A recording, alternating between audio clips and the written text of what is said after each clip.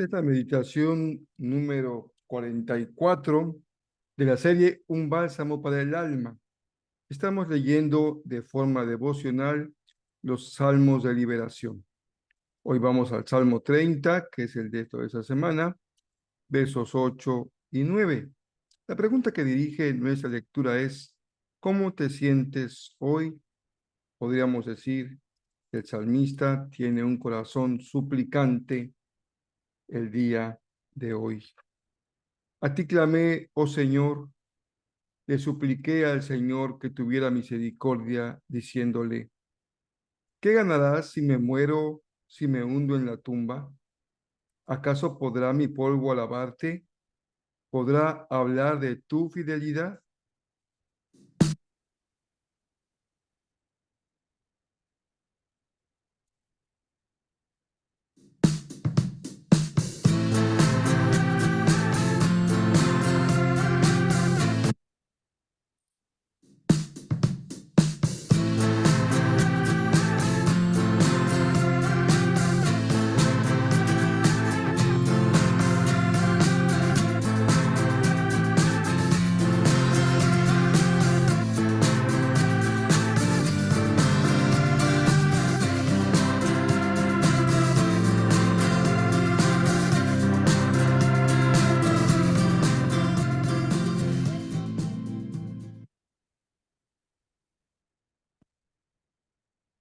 Estamos leyendo los salmos de liberación. Estamos en el Salmo número 30, un hermoso salmo de David. He leído ya la Nueva Traducción Viviente y cada día compartimos una versión o una traducción distinta del mismo salmo, los mismos versos. En esta ocasión voy a leer la palabra Hispanoamérica. Cambia un poco la numeración de los versos. Si lo leemos en esta traducción, corresponde a los versos 9 y 10. Nuestra traducción es correspondiente a los versos 8 y 9. Dice así en la palabra Hispanoamérica: a ti, Señor, clamo, a mi Señor suplico. ¿Qué provecho hay en mi muerte? ¿En que yo baje a la tumba? ¿Podrá lavarte el polvo? ¿Anunciará él tu fidelidad? El salterio está conformado por un buen número de lamentos individuales. Hay individuales y hay colectivos. No es ajeno el tema del sufrimiento en la literatura bíblica. De hecho, está presente en la mayoría de ella. Y esto es así porque la Biblia es un libro que refleja plenamente la realidad humana. ¿Cómo podría la escritura reflejar esta realidad si no tiene una parte sustancial en ella, la condición de dolor y sufrimiento? La Biblia nos habla de seres humanos tan reales como cada uno de nosotros. En el Salmo 30 también podemos identificarnos. Hay momentos en los que rápidamente llegamos a la cúspide de la victoria y en un instante más bajamos al fondo oscuro de sentirnos completamente abandonados por el Señor. Para el salmista, ese abandono lo entiende como un instante de la ira de Dios, pero lo vive como una quiebra total. Es diferente registro el explicarnos lo que pasa o tratar de explicarlo, y es muy diferente cuando lo estamos experimentando o sintiendo. En el segundo caso, David es ejemplar porque no se deja caer en la frustración, en el enojo, en la rebeldía. ¿Cuántas veces tú y yo nos sentimos tan enojados, tan frustrados porque las cosas no marchan o porque se vienen abajo en un santiamén? Pero por el contrario, en su mente dolida, David está pensando cómo convencer al Señor para que lo levante, para que lo sane. El recurso de David es la oración de súplica, una petición que se presenta al Señor con humildad y con sumisión. David presenta un argumento ante Dios. Pienso que David, como un buen guerrero, un buen capitán, está pensando cómo convencer a su Señor, como si fuese necesario convencer al Señor de que lo levante. Su argumento es fuerte. Le dice, Señor, es mejor que me dejes vivir porque así podría alabarte y dar testimonio de ti, porque muerto, pues no te serviré de nada.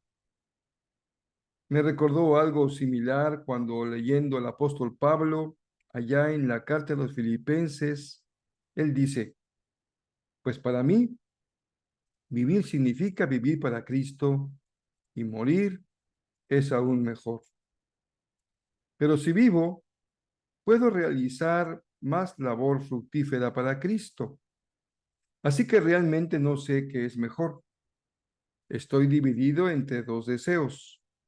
Quisiera partir y estar con Cristo, lo cual es mucho mejor para mí, pero por el bien de ustedes es mejor que siga viviendo.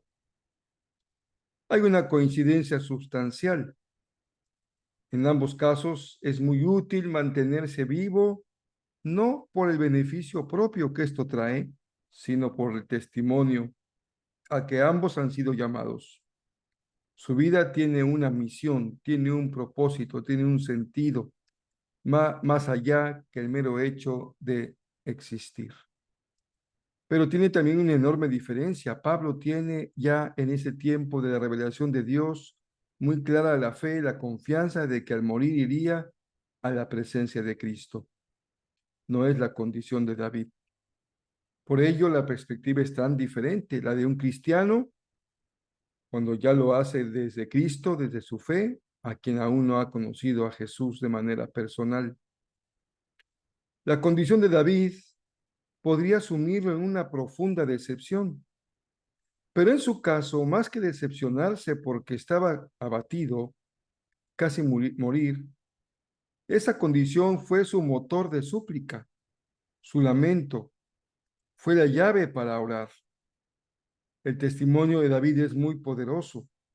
En lugar de que las adversidades lo alejen, lo mueven a la oración, incluso a una argumentación para que el Señor lo vea favorablemente. Aquí hay gran ejemplo para nosotros. En la dimensión hacia arriba de nuestra vida tenemos un propósito que nos lleva a vivir para el Señor. ¿Cómo aparece el Dios de David? Pues aparece tras la oración del salmista. Quiero decir, descubrimos cómo es el Dios de cada uno de los personajes bíblicos cuando leemos sus historias, sus testimonios, sus relatos, sus poesías. Pensemos en Moisés, que vio la manifestación divina en la zarza ardiente y él preguntaba, ¿quién eres? La respuesta tenía que ver con su historia. Soy el Dios de Abraham, el Dios de Isaac y el Dios de Jacob. El Dios que Moisés había heredado por la fe de sus antepasados. Todos, hermanos queridos y hermanas, hemos recibido de una u otra manera al Dios de nuestros padres. Así fuimos educados, guiados, enseñados, incluso si no lo fuimos, esa es la marca de Dios en nuestro corazón.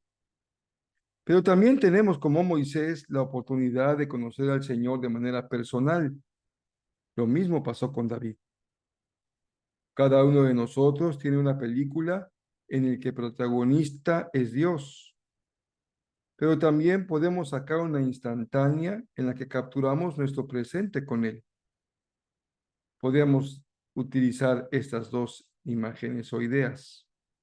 La historia nos revela el acompañamiento de Dios y la imagen su presente en nuestra vida.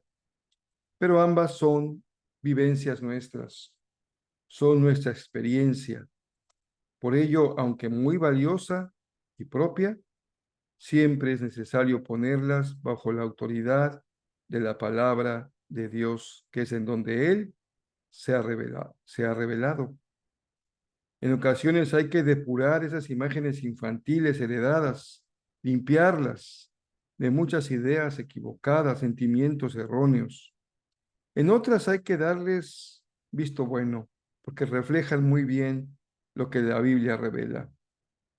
Esto hace posible que conozcas al Dios que se ha revelado y que tengas la libertad de clamarle y suplicarle con toda confianza, porque Él escucha y Él atiende. Así es como lo dijo Jeremías 33, versículo 3. Por eso el suplicante David tiene una resonancia a la promesa del profeta. Clama a mí y yo te responderé y te revelaré cosas grandes e inaccesibles que tú no conoces. Que el dolor te lleve al clamor, que el quebrantamiento te lleve a la súplica. Nunca camines por el sendero del enojo, la frustración, el alejamiento. Cuando pensamos en este salmo y vemos hacia afuera, hay mucha gente que está muriendo en condiciones deplorables hoy, jóvenes y señoritas víctimas de la violencia criminal, en algunos, no pocos casos de la intrafamiliar. También qué dolor sentimos cuando sabemos que hay violencia y muerte por causa de género. Y millones están muriendo todos los días a causa del abuso de las drogas.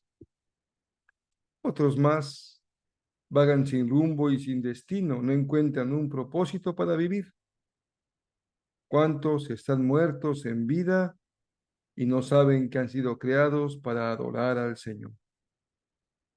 La oración de súplica, el lamento del salmista por sí mismo, es también una buena ocasión para transformar esa súplica individual en una oración de intercesión por aquellos que aún no pueden creer y por cada uno de nosotros, quien nos da la oportunidad del Señor de crecer cada día, invirtiendo en los que no han creído, en la dimensión de su reino.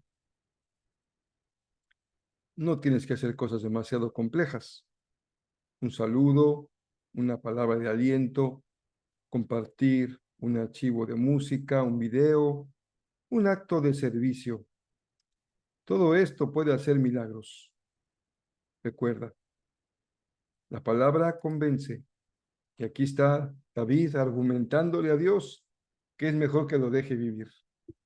Pero el ejemplo arrastra. Y aquí está el ejemplo testimonial del salmista suplicando, orando al Señor. Pensemos finalmente en la dimensión interna de este salmo, hacia adentro. Sin duda que cada uno de ustedes y yo podemos tener una vivencia distinta, pero una de las dimensiones más desafiantes del crecimiento espiritual es el de la oración.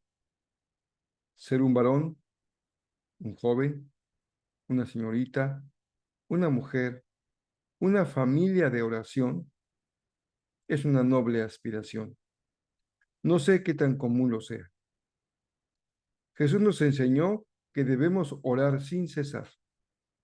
La súplica es una forma de oración con insistencia, con humildad, con obediencia.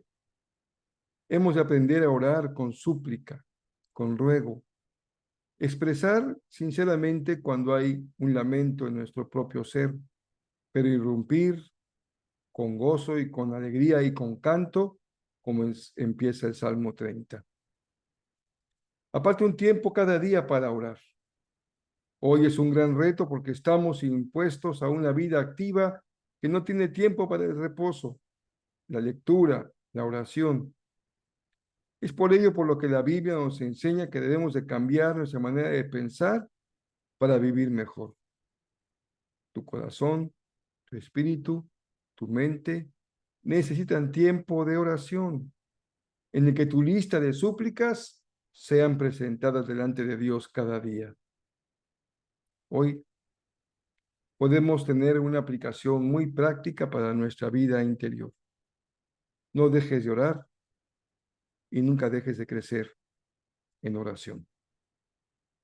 Finalmente, te invito a que continúes con la tarea de memorizar por lo menos 3 versos del Salmo 30. Si puedes hacerlo como parte de un canto que te compartí en la semana, es más fácil. Te exaltaré, Señor, porque me rescataste.